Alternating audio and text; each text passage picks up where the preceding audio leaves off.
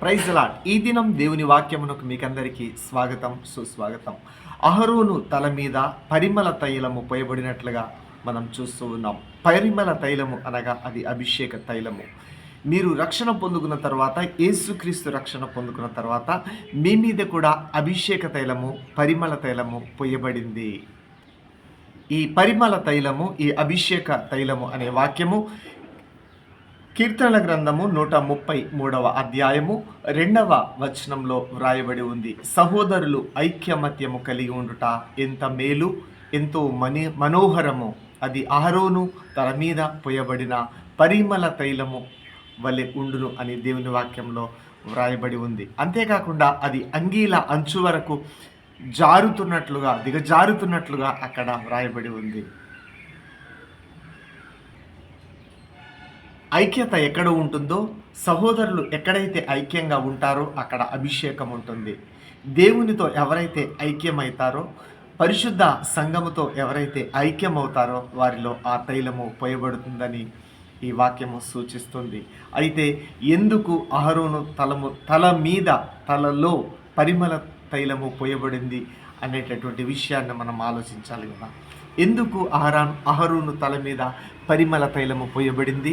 మొట్టమొదటి విషయాన్ని మనం చూసినట్లయితే లేవి కాండము 8వ అధ్యాయం 12వ వచనంలో ఈ విధంగా వ్రాయబడి ఉంది. ప్రతిష్ఠించుటకు అహరోను తల మీద పరిమళ తైలము పోయబడింది అని దేవుని వాక్యంలో వ్రాయబడి ఉంది.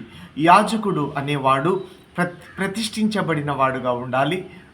అనగా దాని అర్థము దేవుని సేవ చేయుటకు దేవుని చేత ప్రతిష్ఠించబడ్డవాడై ఉండాలి. ప్రతిష్ఠించబడడానికి అతనికి ఒక యాజక వస్త్రమును ధరింపచేస్తారు. అందులో 12 రాళ్ళు ఉంటాయి. అవి ఇశ్రాయేలు యొక్క 12 గోత్రాలను అతను భరించేవాడిగా అభిషేకం తైలం పోసినప్పుడు వారి పాపములను వారు దేవుని దగ్గరికి యాజకులు మోసుకొని క్షమాపణ అనేది తీసుకొని వస్తారు. ఈ విషయాన్ని మనం చూస్తూ ఉంటాం. అంతేకాకుండా ఆ యాజక వస్త్రము అది విచిత్రమైన పనితో చేయబడి ఉంటుంది. యాజక వస్త్రము ఊదా రంగులో ఉంటుంది. అంతేకాకుండా యాజక వస్త్రములో ఉన్నటువంటి ఊదా రంగు ఉంటుంది. అంతేకాకుండా బంగారు గంటలు ఉంటాయి. యాజక వస్త్రంలో ఉన్నటువంటి ఊదా రంగు అది రాజరికానికి, దేవుని రాజ్యానికి, అధికారానికి సూచనగా ఉన్నది. రాయలిటీకి సూచనగా ఉన్నది. రాజులు మరి ఆ వస్త్రాలను ధరించేవాళ్ళు.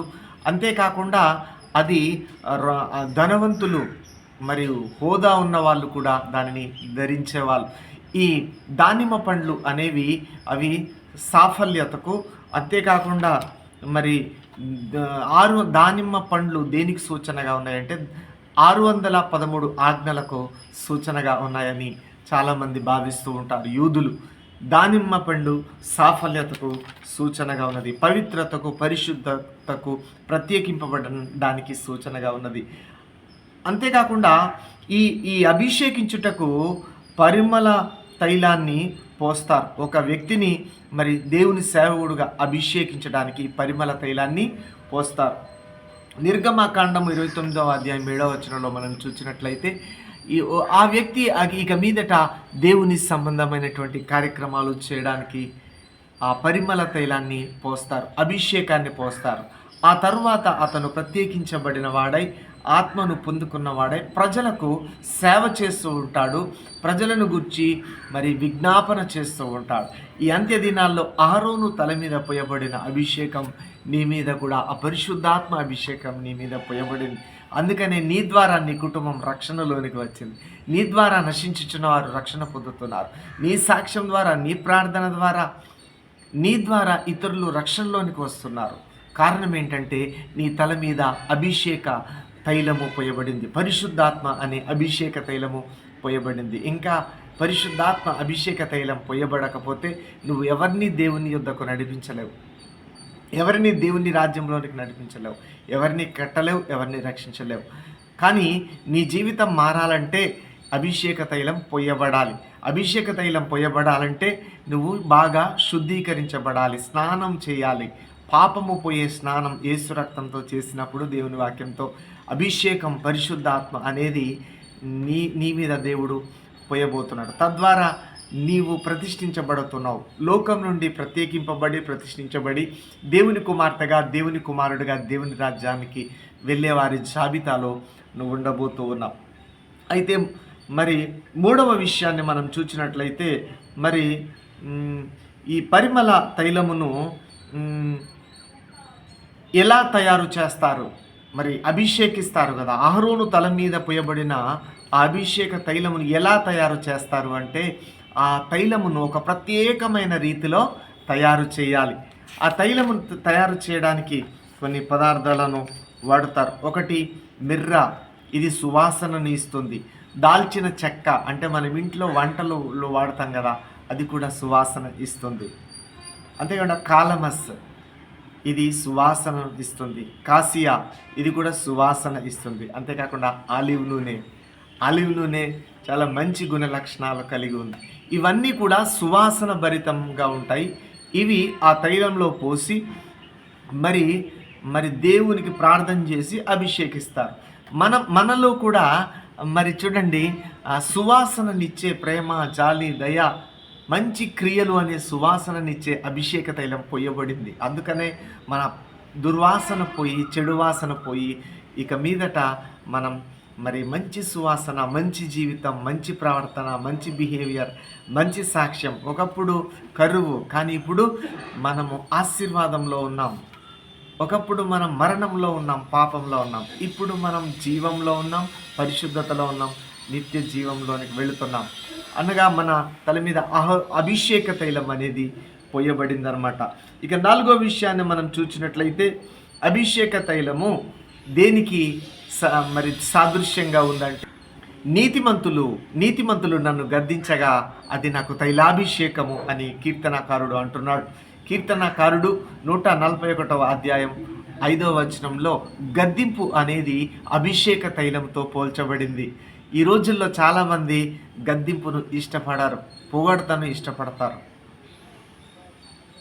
హృదయాన్ని సంతోషపెట్టే మాటలు చెప్తే ఇష్టపడతారు. కానీ గద్దిస్తే వాళ్ళని టార్గెట్ చేస్తారు. ఎవరైనా ఇది ఇలా ఉండు, ఇలా చేయకూడదని చెప్పి గద్దిస్తే వాళ్ళను మీద చెడు బురద చల్లుతారు, వాళ్ళ మీద కక్ష పెట్టుకుంటారు, కోపం పెట్టుకుంటారు, వాళ్ళ మీద టార్గెట్ పెడతారు, వాళ్ళకి దూరంగా ఉంటారు. కానీ కీర్తనకారుడు 141వ అధ్యాయం 5వ వచనంలో అంటుంది, నీతిమంతుడు నన్ను గద్దించగా అది నాకు తైలాభిషేకము అంటున్నాడు. కాబట్టి దేవుని గద్దింపు, నీ తల్లి, నీ తండ్రి, నీతిమంతులైనటువంటి భక్తుల యొక్క గద్దింపు నీకు అభిషేక తైలంగా ఉండబోతూ ఉంది. అది అభిషేక తైలం నీ మీద పోసినట్లే. ఎంతోమంది నిన్ను గద్దించారు కదా, దేవుని మందిరంలో, సమాజంలో పెద్దలు, నీతిమంతులు గద్దించారు కదా, నువ్వు అభిషేకం చేయబడ్డావు కదా. గద్దింపుతో అభిషేక తైలం నీలో పోయబడింది. ఒకవేళ నువ్వు గద్దింపుని ఇష్టపడకపోతే నీ మీద అభిషేక తైలం ఉండదు. నీతిమంతులు నిన్ను గద్దించినా నువ్వు వినకపోతే అభిషేకం అనేది నీలో ఉండదు. చాలామంది అభిషేకాన్ని కోల్పోతూ ఉన్నారు, ఎందుకంటే దేవుని గద్దింపును వినట్లేదు. నీతిమంతుడైన యేసుక్రీస్తును, నీతిమంతులైన పరిశుద్ధులైన తల్లిదండ్రులు, పెద్దలు, సేవకుల గద్దింపును వినట్లేదు. అందుకని అభిషేక తైలం ఉండట్లేదు. అభిషేక తైలం ఉండకపోతే, అభిషేకం ఉండకపోతే ఎవరు ఉంటారు? పరిశుద్ధాత్మ ఉండకపోతే దురాత్మ ఉంటుంది, దురాత్మ క్రియలు ఉంటాయి. అందుకనే చాలామందిలో దురాత్మ క్రియలు, కోపం, ద్వేషం, అసూయ. ఎందుకంటే గద్దింపునకు వినకపోవడం వల్ల. గద్దింపును విందాం. 5వ విషయం మనం చూసినట్లయితే, ఈ పరిమళ తైలం పోయబడింది కదా అహరోను తల మీద. ఈ పరిమళ తైలము మనలో కూడా పోయబడింది కదా, పరిశుద్ధాత్మ అనే పరిమళ తైలం. పెంతుకోస్తు పండుగ దినాన అపోస్తుల మీద పోయబడింది కదా, ఎలీషా మీద కూడా ఆ దుప్పటి పడ్డప్పుడు పోయబడింది కదా. ఆ తర్వాత మరి రాజుల మీద, దావీదు మీద, సౌలు మీద పొయ్యబడింది కదా అభిషేక తైలం. ఈ అభిషేక తైలం పొయ్యబడ్డప్పుడు ఒక వ్యక్తికి ప్రాథమికంగా హృదయంలో ఏం జరుగుతుంది అనే దేవుని వాక్యాన్ని మనం చూసినట్లయితే, పరిమళ తైలము, పెర్ఫ్యూమ్, మరి ముఖ్యంగా ఈలోక సంబంధమైన పెర్ఫ్యూమ్ గురించి నేను మాట్లాడట్లేదు. పరిశుద్ధాత్మ అనే పెర్ఫ్యూమ్ తల మీద పోయబడి అంచు వరకు ఉన్నప్పుడు ఏముంటుందంటే, ఏ కార్యం జరుగుతుందంటే, సామెతల గ్రంథము 27వ అధ్యాయం 9వ వచనం, హృదయంలో సంతోషం ఉంటుందంట, సమాధానం, తొనకరు బెనకరు, కదలరు జంకరు. బెరుకు అనేది ఉండదు, పిరికి అనేది ఉండదు. జంకు లేకుండా ఉంటారు, నిప్పులా ఉంటారు, ధైర్యంగా ఉంటారు, సింహంలా ఉంటారు, గట్టిగా ఉంటారు. ఎందుకు నువ్వు అంత స్ట్రాంగ్‌గా ఉన్నావో తెలుసా? అభిషేక తైలం, పరిశుద్ధాత్మ అనే అభిషేక తైలం పోయబడింది. ఎందుకు నువ్వు సంతోషంగా ఉన్నావో తెలుసా? డబ్బును బట్టి కాదు, ఆస్తులను బట్టి కాదు. డబ్బును బట్టి, ఆస్తిని బట్టి, అందాన్ని బట్టి సంతోషించేవారు కొంతకాలమే, అది శాశ్వతమైనది కాదు. కానీ చెరగని సంతోషం ఎప్పుడు శాశ్వత కాలం, నువ్వు బ్రతికినంత కాలం నీతో నిత్య జీవితంలో ఉండే, హృదయంలో ఉండే సంతోషం ఏంటంటే ఆత్మాభిషేకము పొయ్యబడడం ద్వారా హృదయంలో గొప్ప సంతోషం కలుగుతుంది. నీకు ఎందుకు సంతోషంగా నువ్వు ఉండలేకపోతున్నావో, దేవుడు ఎవరంటే ఆత్మస్వరూపైన దేవుడు నీ హృదయంలో లేక, నీ హృదయంలో ఏవో కోరికలు, ఆశలు, నీ హృదయం ఏదో ఆశపడుతుంది, దేవుని కంటే ఎక్కువగా దేన్నో ప్రేమిస్తుంది. డబ్బును, అందాన్ని, ఆస్తిని, లోకాన్ని, లోక అంద చందాలను నువ్వు ప్రేమించినంతకాలం నీ హృదయంలో సంతోషం అందుకే ఉండట్లేదు. మనుషులను మాత్రమే నమ్ముకుంటే సంతోషం ఉండదు. దేవునిని నువ్వు బట్టి సంతోషించాలి. దేవుని చేత అభిషేకింపబడినప్పుడు పరిశుద్ధాత్మతో నువ్వు సంతోషంగా ఉంటావు. నేను పరిశుద్ధాత్మ పొందుకున్నానండి అని చాలామంది అంటారు. పరిశుద్ధాత్మ నిండుగా పొందుకోవాలి, ప్రతిరోజు పొందుకోవాలి. ఎలా ఈ పరిశుద్ధాత్మ పొందుకోవాలి? దేవునిని స్తుతించాలి. స్తోత్రం, యేసయ్య, వందనాలు. దేవునికి ప్రార్థన చేయడం ద్వారా అభిషేకాన్ని పొందుకుంటాం. దేవుని వాక్యాన్ని వినడం ద్వారా అభిషేకం పొందుతాం. దేవుని అభిషేకం పోయబడ్డప్పుడు అన్య భాషలు మాట్లాడతాం. దేవుని అభిషేకం పొందుకున్నప్పుడు దేవుని గురించి సాక్ష్యం చెప్తావు. దేవుని మహిమ కొరకు బ్రతుకుతావు. దేవునిని మహిమపరిచే వ్యక్తిగా ఉంటావు. ఇతరులను రక్షణలోనికి నడిపించే వ్యక్తిగా ఉంటావు. ఇతరులకు నువ్వు సంతోషంగా మారిపోతావు. దేవుడు నీలో లేనప్పుడు, లోకం నీలో ఉన్నప్పుడు ఇతరులకు నువ్వు చేదుగా మారిపోతావు. ఇతరులకు మరణంగా మారిపోతావు. ఇతరులకు శాపంగా మారిపోతావు. ఇతరులకు నువ్వు భారంగా మారిపోతావు. నీ హృదయంలో దేవుడు ఉన్నప్పుడు ఇతరులకు నువ్వు సంతోషపరిచే వ్యక్తిగా, నీ తల్లిని, నీ తండ్రిని, సమాజాన్ని, దేవుణ్ణి సంతోషపెట్టే వ్యక్తిగా ఉంటావు. దేవుని ఆత్మ నీలో ఉన్నప్పుడు, ఆత్మ దేవుడు నీలో ఉన్నప్పుడు, కాబట్టి ఆత్మ దేవుడు నీలోనికి రావాలని ఆశపడుతూ ఉన్నాడు. నీ హృదయంలో పరిశుద్ధాత్ముడు నివసించాలని ఇష్టపడుతున్నాడు. కాబట్టి మీరు అవకాశం ఇవ్వండి దేవునికి. ఈ పరిమళ అభిషేక తైలం అహరోను తల మీద పోయబడింది. మనలో చాలామంది ఈ పరిశుద్ధాత్మ అనే తైలం పోయబడి మనం మండుతూ ఉన్నాం కదా. మనలో పోయబడిన ఈ అభిషేక తైలంలో ఏముంది అంటే, చూడండి, పరమగీతము 1వ అధ్యాయం 3వ వచనంలో ఏముందంటే ప్రేమ ఉందంట అభిషేక తైలంలో. చాలామంది పరిశుద్ధాత్మను పొందుకున్నాను అంటారు కదా. వారు పొందుకున్న పరిశుద్ధాత్మలో ఏముందంటే ప్రేమ. ఏం ప్రేమ అంటే యేసు ప్రభువు ప్రేమ.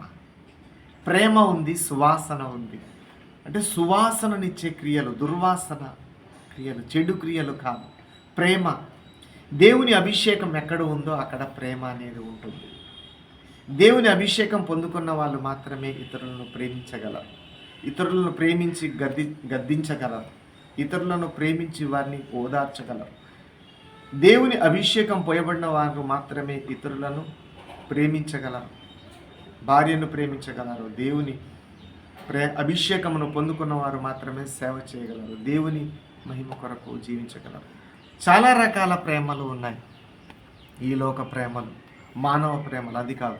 మన ప్రభు అని యేసుక్రీస్తు ప్రేమ, ప్రాణము పెట్టిన ప్రేమ, పవిత్రమైన ప్రేమ, ఏమీ ఆశించని ప్రేమ. ఆ ప్రేమ నీలో ఉంటే నువ్వు ఇతరులను ప్రేమించగలుగుతావు. ప్రేమ శాశ్వతమైనది. దేవుణ్ణి ప్రేమించగలుగుతావు, అప్పుడు నువ్వు సమాజాన్ని కూడా ప్రేమించగలుగుతావు. ఈ అభిషేక తైలంలో ప్రేమ ఉంది. ప్రేమ ఎక్కడుంటుందో అక్కడ దేవుడు ఉంటాడు. ప్రేమ అంటే, ప్రేమ ఎక్కడుంటుందో అక్కడ శాంతి, సమాధానం ఉంటుంది. దేవుడు ప్రేమాస్వరూపి, ప్రేమ గలవాడు, శాశ్వతమైన ప్రేమ గలవాడు. ఆయన అభిషేకంలో ప్రేమ ఉంది. నువ్వు ఎందుకు ఇతరులను ప్రేమించలేకపోతున్నావు తెలుసా? నువ్వు అభిషేకించబడలేదు. నువ్వు ఎందుకు సమాజాన్ని ప్రేమించలేకపోతున్నావు తెలుసా? దేవుని ప్రేమతో, దేవుని అభిషేకంతో నువ్వు నింపబడలేదు ఇంకా.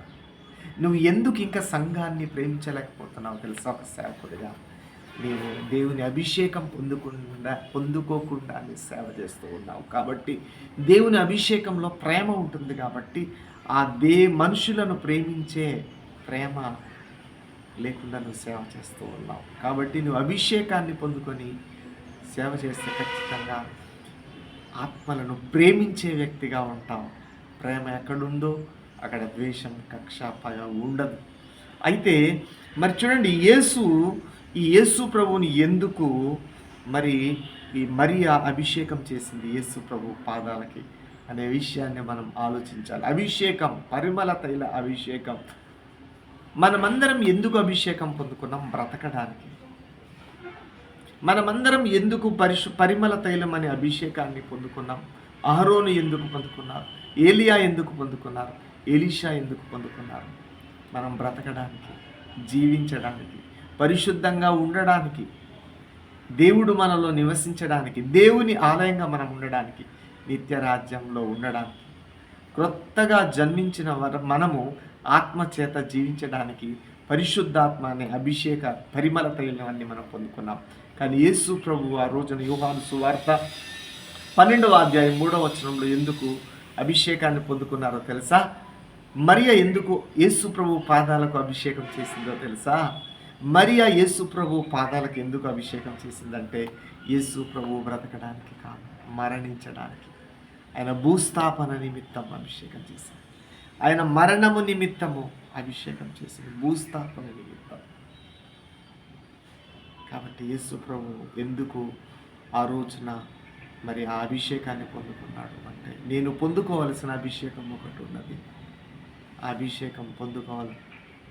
అది మరణించి తిరిగి లేవడానికి. కాబట్టి యేసు ప్రభు మరణించాడు, మనకేమిచ్చాడు? ఆయన మన పాపం, శాపం అంతా తీసుకొని ఆయన పాదాలకు అభిషేకం చేయబడి ఆయన మరణించాడు. మనం బ్రతుకుతూ ఉన్నాం. ఈరోజు నువ్వు బ్రతికి ఉన్నావంటే యేసు ప్రభు మరణించాడు, యేసు ప్రభు చనిపోయాడు. కాబట్టి నువ్వు మరణించవద్దు, నువ్వు జీవించాలి, నువ్వు బ్రతకాలి. నీకు మంచి భవిష్యత్తునివ్వడానికి ఆయన సమాధిలోకి వెళ్ళిపోయాడు. భయంకరమైన శిలువ మరణాన్ని అనుభవించాడు నిన్ను రక్షించడానికి. ఆయన కలువరి శిలువలో మరణించి నీకు పరిశుద్ధాత్మని ఇవ్వడానికి ఆయన ఈ లోకాన్ని వచ్చాడు, ఆదరణకర్తను పంపించాడు. కాబట్టి అభిషేక అంత్య దినాల్లో మనుషులందరి మీద కూడా దేవుని ఆత్మను కుమ్మరిస్తానని దేవుడు మాట్లాడుతూ ఉన్నాడు. ఆ పరిశుద్ధాత్మ అభిషేకాన్ని అందరం పొందుకుందాం. ఇది దేవుని వాక్యంలో ఉన్నదే, ఇది కొత్త బోధ కాదు. దేవుడు అభిషేకం పొందుకున్నాడు. ఆత్మ పూర్ణుడై వెళ్ళాడు, కదిలాడు అని దేవుని వాక్యంలో రాయబడి ఉంది. ఆత్మ బలముతో వెళ్ళెను అని రాయబడి ఉంది. ప్రవక్తలందరూ దేవుని ఆత్మతో నింపబడ్డారు. రాజులను దేవుని ఆత్మతో నింపినట్లుగా మనం చూస్తూ ఉన్నాం. 12 మంది అపోస్తలులు కూడా దేవుని అభిషేకంతో నింపబడ్డట్లుగా మనం చూస్తూ ఉంటాం. ఈ వాక్యాన్ని వింటున్న మీరు దేవుని అభిషేకాన్ని పొందుకున్నారా? ఒక్కసారి ఆలోచించండి. ఇది ఎక్కడ దొరుకుతుంది? దేవుడే ఇస్తాడు. కొన్ని సందర్భాల్లో అననీయ చేతులుంచడం ద్వారా పౌలుకు అభిషేకం పొందుకున్నాడు. బోధ చేస్తున్నప్పుడు పరిశుద్ధాత్ముడు అనేవాడు వారి మీద దిగినట్లుగా మనం చూస్తూ ఉన్నాం. బాప్తిస్మం తీసుకున్నప్పుడు పరిశుద్ధాత్మ వచ్చినట్లుగా మనం చూస్తూ ఉన్నాం. నీ మీద కూడా పరిశుద్ధాత్ముడు దిగునుగాక, పరిశుద్ధాత్మ దేవుడు నీలో దిగునుగాక. పెంతెకొస్తు పండుగ దినాన కూడా పరిశుద్ధాత్ముడు దిగినట్లుగా నీ మీద కూడా పరిశుద్ధాత్ముడు దిగునుగాక.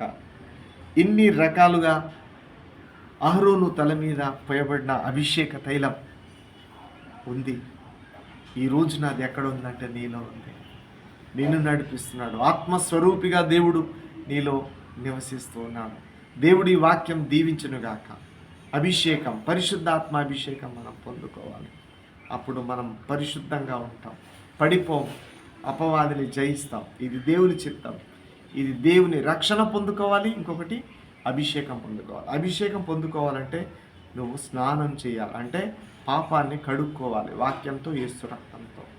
యేసునందు విశ్వాసం వచ్చి కడుక్కున్నప్పుడు అభిషేకం పొందుకుంటావు. ఇది ఎక్కడుందంటే మానవులుగా మనం చెప్పట్లేదు, దేవుడు చెప్తున్నాడు. దేవుని వాక్యంలో ఉండి పరిశుద్ధాత్మ పొందుకోమని. ఆలస్యం చేయకండి. ఏవేవో పొందుకుంటున్నావు, ధనమును, చదువులను, వస్తువులను అన్నీ పొందుకుంటున్నావు. అన్నీ పొందుకో. నాకు అన్నీ ఉన్నాయి అనుకుంటున్నావు. నీవెన్నో కలిగి ఉన్నావు, కానీ ఈ దేవుని ఆత్మను నువ్వు కలిగి ఉన్నావా? దేవుని అభిషేకం నీలో ఉందా?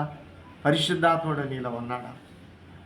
ఒకవేళ ఉంటే వందనాలు, ఒకవేళ లేకపోతే మన జీవితం శూన్యం.